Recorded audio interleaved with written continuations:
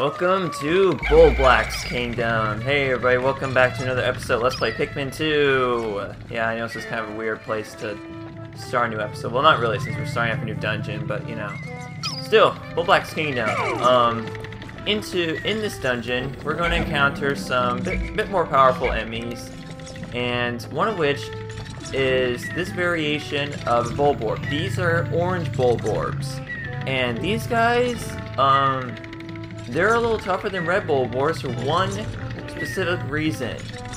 They will wake up if you, not from just touching them like any other Bulborb that sleeps, but when you get your cursor under them, they automatically wake up. So they're pretty scary enemies. Like, you could easily be caught off guard by them because they just wake up just from you having your cursor under them. So for that reason, they're a bit more dangerous than red Bulborbs. So you need to be very careful. You need to be ready for them when they do wake up, because they will surprise you with how, you know, with their response times like that.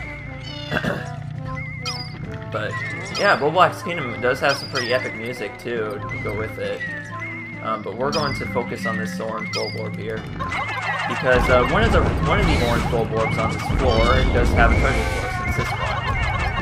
We're going to take care of these dwarf Bulborbs first before we get the treasure. Okay, I think we're good to go on all the enemies here. I think we took out all the enemies here. Just to be sure though, let's go down here. Yep. Okay. So that's all the enemies on this floor that we have to worry about. Now we just need to get the treasure, which is, does have a particular shape to it, I guess.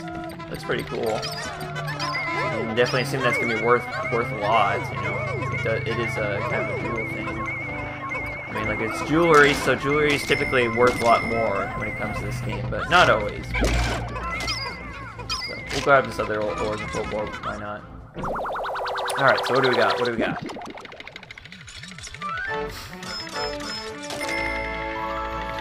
Crystal Clover. Alright, fair enough. Especially another treasure we'll get later on in this dungeon. It's kind of similar to it, but I don't know.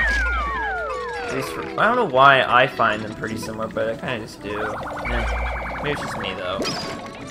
So as you can see, this dungeon has actually kind of, you know, done something different, you know, than most dungeons do. They actually start off with a fairly difficult floor. But not exactly, like, they just introduce new enemies to us and whatnot. So anyways, we have the Crimson Candy Pop Bud. It expels red Pikmin no matter what color Pikmin you throw in. But since I don't really want to change any Pikmin I have already into red Pikmin, I'm just going to throw one red Pikmin in there. Just because if you don't, you have to throw a Pikmin in there in order for it to go onto Picklepedia. So, and that's the only reason I do this, is just so I can get on the Picklepedia. So, the worst thing that happens is we just end up with elite Pikmin, but whatever, it doesn't matter. We don't lose any color, any color in this process. So with the Pikmin singing the Song of World Peace once again, since I chose to, you know, throw just a red leaf. A red Pikmin into a Crimson Candy Pop Bud, we're going to go down to the next sublevel. So, yeah, first sublevel wasn't that bad. Although it could be if you're caught off guard by the orange Bulborbs, you could have a very devastating time on that sublevel, I should say. Not very fun. So that sublevel only took us 4 minutes, so let's do another one. Why not?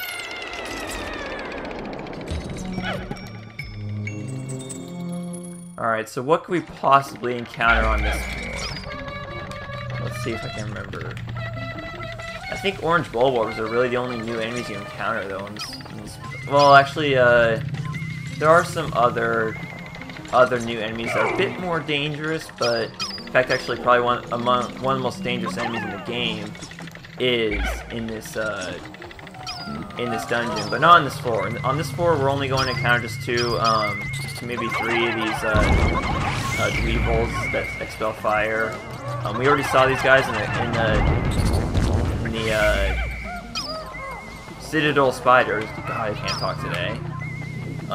But they're really the only enemies on this floor. There's also some of these fire geysers, so it might be safest for us to just have the purples carry back these 2 dweevils. And then we're going to bring out a red Pikmin over here so we can take care of the rest of this floor. Because that's really all this sublevel is just these 2. that's one thing that's really annoying about this game, is that sometimes the Pikmin will not listen when you try to separate them. Like, sometimes, even when you press X, like, if a Pikmin just so happens to trip, and oftentimes you do have 100 Pikmin with you when you try to separate them, oftentimes if a Pikmin trips, they will not count in that dismissal. So they will still be in your squad, even though you're trying to, dismiss them. And that's very, very annoying. That's the most annoying thing about this game, is that when you're trying to separate colors and that happens. So you basically just have to tap X most of the time whenever you dismiss Pikmin to actually make it so that all of them dismiss from your squad. So it's very annoying, but you get used to it. But even then, it's still annoying. But either way, we got our treasure on this floor, so just glad I was finally able to explain that one thing. But yeah, it's just one of those really annoying things about this game that I really wish they had actually fixed, but they didn't. I don't think that was even a problem in the first game, too. That's what's really frustrating about it, but I think they fixed it in the third game. Tear stone. Quite fitting enough, because it does look kind of like a tear, so it's pretty cool, pretty artistic, pretty beautiful. It's very beautiful. Okay, next sublevel. Wow, that sublevel took us, like, maybe about half as long as the first one did, so...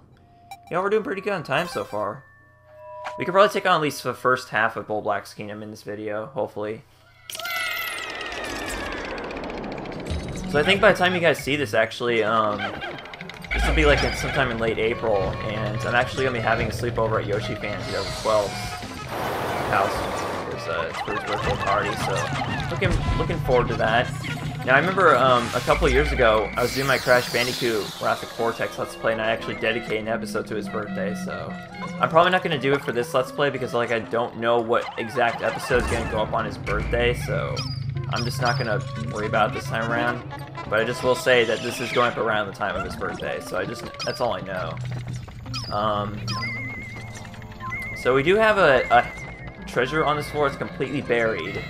And for the most part, we're just gonna be encountering these guys. These guys are called Withering Blowhogs.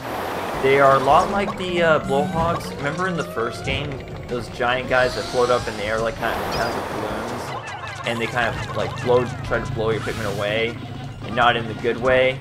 Well, these guys are a variation of those, and I can't remember what the name is of the ones from the first game. But, yeah, basically, like, it's just something Blowhog. And they just basically float around and they roll you around. But the only difference with these guys is that they actually, any Pikmin that's caught in the radius of their, you know, of them blowing, will instantly be turned into, lead Pikmin, no matter what. Like, like with the original Blowhogs in the first game, they didn't do as, I guess their blowing power wasn't as much as these guys, but simply put, if your Pikmin are caught, you know, being blown by those guys, they'll be turned to lead Pikmin, so that's really the only harm those guys do, and that they're pretty harmless, but they're pretty annoying too, so, because no one wants to have to, you know, turn their Pikmin back into flowers when they've already done it before. Here we've got a white candy pop button. This will be the one exception in this dungeon to where I will change Pikmin colors, because we need as many purples and whites as we can get, so we're going to take advantage of that, of course. So, but other than those 3 withering Blowhogs, the only enemies on this floor are just female Shellgrubs, so there's really nothing to kill your Pikmin on this floor. But we are going to switch our some of our. I think yellows are the ones we need the least in this dungeon, so we're going to use yellows to transfer into whites. Even though, yes, I know we don't quite have 100 yellows yet, but I still want to do this anyways, just, you know, because we just need all the whites and purples we can get. So you can only, you know, reproduce them underground. Actually, no, my mistake. Purples and whites cannot reproduce. They are asexual, because, like, you literally need other Pikmin to transfer into them, or to turn into them, I guess is a way of putting it. And what are you doing? Okay. Let's go search on the rest of this floor before we leave, especially since we haven't even gone the frickin' treasure yet. Yeah. Like, dude, don't forget the treasure. Okay, so where could the treasure be? It's definitely not down here. Oh, be careful. You might run into meteets in some of these dead ends, so be careful of that. And I'm also really glad there's nectar over there, so we can take care of that when we need to. I believe the treasure's actually over here in this dead end, isn't it? It is. Alright, so let's get that out. The white Pikmin. So what do we uncover here? Snail shell. Okay, cool. Alright. Treasures are pretty nice to find, even if there's something, you know, like that. Who knows, it could be, it's basically like the remains of an ancient creature. Ooh, spooky. Well, not really to us, because we know what snails are, you know, but still. We know they aren't harmful at all. Olimarnite Shell. Yes, this shell is named after Olimar. As cheesy as it is, but there we go. Either way, we've done all we want to on this floor, so let's move on to the next one. Dang, that floor should not take as long as it should, because literally we only got like one treasure, so... But whatever. Actually, pretty much every floor we've been on so far has been just one treasure, so... It's not really that big of a deal. So I guess we got enough time for one more floor. Just one more sub-level.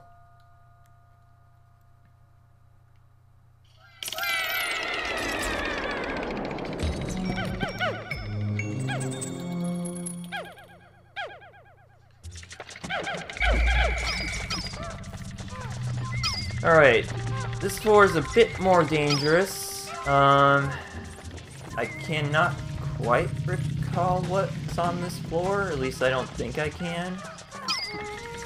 I kind of have an idea, but not quite. I guess, we do have, this is a pretty dangerous floor, I will say, because, it automatically is since we got a lot of electricity. And the thing about electricity that I haven't really done a good job mentioning yet, is that it's an instant kill. If it's not yellow Pikmin, it's instant kill, so you need to be very careful about that. And also, again, with this whole separation of colors thing, it's kind of difficult. Why would you want to do that? Discrimination is not okay. It should not be acceptable, but in this particular case, we kind of need it for the jobs at hand. Okay. Just disable all these anode beetles, and I guess while we're at it, I might as well disable all these electric currents as well. I mean, these electric generators. And we do have purple. Okay, so we got another case where we're gonna have to make the exception, you know, about transferring Pikmin into purples or whites. So, yep, more purple Pikmin. So it's actually more important to have more purple Pikmin than it is to have more whites, because of a particular treasure we're gonna be getting later on. You guys can probably guess what that means, but yeah, I won't spoil it yet. Just kill all these anode beetles. It's kind of sad, the noise that they make actually when you kill them. They make that sound like they're really sad that they had to die. But I guess it's pretty gruesome if you think about it that way. Take care of this guy. Okay. So we have nectar for later that we can use. Alright, I can't really complain about that. What's the next thing we're gonna do? We do have more of the dungeon over here, I suppose. Let's get this guy. Oh. Be careful. Those guys can always drop they can always drop meteets, so be careful. You're inside those shells. Egg shells. Okay, there we go. Any more node. Oh, crap! Whoa. Okay, yeah, be careful. They're gonna drop a Wollywog on you. And this is the actual original Wollywog from the first game. The non-yellow one. And this one is actually more dangerous than the yellow ones, because, like, these guys, they can jump higher and farther than yellow ones can. So, it's actually more efficient to use purple Pikmin against them. So, we're gonna do just that. But yeah, these guys are very annoying and very scary, too. Like, they just pop out of nowhere. Like, oftentimes, whenever you do encounter them, it's the game dropping them on you, literally. So, be careful. But thankfully, we managed to disable this guy before he caused any harm. And he just happened to have a treasure, so that's cool. Oh! Okay, I think this guy also has a treasure. Yeah, he does. This is a glittering flint beetle or something like that. Something like that. I can't remember the name of those guys, but basically, they're just like iridescent flint beetles. Flint or glint. I really bad with names today. But yeah, they're basically like them, except they're gold, so it's really the only difference. So they look pretty, but still you are gonna most of the time they are gonna have either potions for you or they're going to have treasures. So you know, it's one of those things. All right, so we're going to start bringing all the stuff we gathered up back to the ship. And I guess I'll have to explain those gold beetles later on, because there will be other times where we get treasures from them, so be wary of that. Unknown merit, basically currency from another country, I guess. I really wish I could tell you guys what that country is, but I'm not good with, you know, symbols. But it kind of looks like either Chinese or Japanese or something like that. Probably Japanese, but I don't know. I could be wrong. I'm not going to. Don't quote me on that stuff. I'm not good sometimes.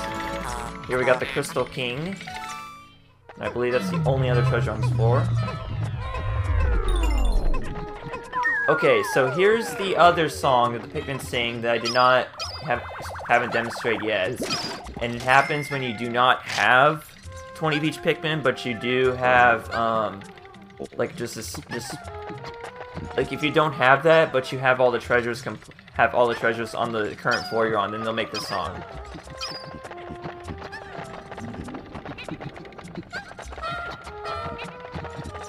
They go ha ha ha ha ha ha or something like that.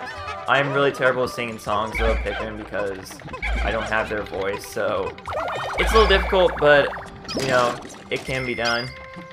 You know, by a person, I suppose, like someone who's better than me at singing, but you know.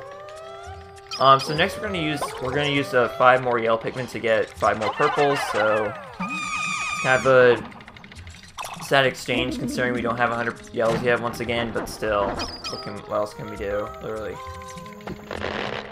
We could use the reds, but I think we're going to be needing them a lot more than any other type of Pikmin in this game, because there are quite a few fire hazards in this dungeon. And we do have some more nectar and also another 5 yellows we have to lose. Yay. Wow, I missed with all 5 of them. That's cool. That's nice, man. Great aiming there. Okay, there we go. Let's get these purples out of the ground. See, now they're gonna be singing that from now on, because like we don't have 20 of each Pikmin anymore, so yeah, I kind of screwed things up, but oh well. Actually, before we carry that back, let's flower up some of our Pikmin, because we don't quite have enough nectar to do all of them. Yeah, we got most of them, I think. Okay, fine, whatever. We'll roll with it. We'll roll with it. And with that, we got all the stuff on this floor, so we can now go into the hole once all the Pikmin get the treasures back. And with that, we're literally at 50% right now. We just breached 5,000, so once we reach 5,000 Pokas, you're basically halfway done with the game. It's pretty sweet, I have to say. I mean, not that I'm not enjoying being done with this game already, but still, I don't enjoy the thought of it, but you know. It's good to know we're making progress. So here we got sublevel 5, and also this is going to be the end of this episode. Y'all, so thanks for watching this episode of Pikmin 2. Next time we're going to take on the rest of Bulblax Kingdom and go from there. So see you guys then. Thanks for watching. Bye.